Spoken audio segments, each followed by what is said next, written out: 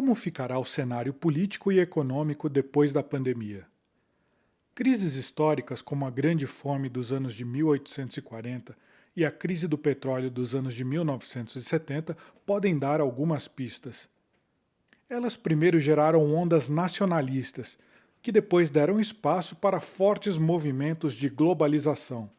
Para o analista Nelson Ricardo Fernandes Silva, uma tendência que já está à vista é a da regionalização.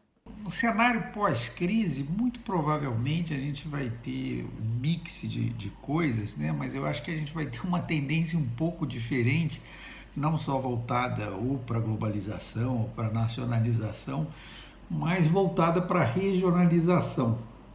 Eu acho que o atual cenário de crise fez com que os países se fechassem em termos de fronteira e repensassem as cadeias de suprimento, o que foi uma tendência contrária à globalização.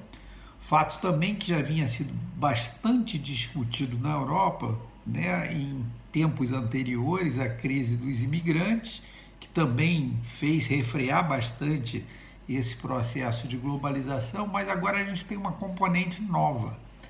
Com as medidas tomadas pelos Estados Unidos, tentando colocar a União Europeia ao seu lado e isolar do outro lado a Rússia e a própria China, essa guerra comercial, então tu vai ter uma tendência à regionalização, por um motivo muito simples.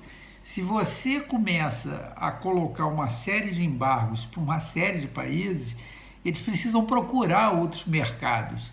E aí, naturalmente, eles já vão se acomodando. Hoje, quando você vê a SCO, né, que foi a iniciativa capitaneada pela China e pela Rússia, e já tem outros países, Paquistão, Índia, fazendo parte dela, então tu já tem mais do que 40% da população mundial e mais de 36% do PIB ali junto. Então, você vai ter uma tendência de regionalização muito grande.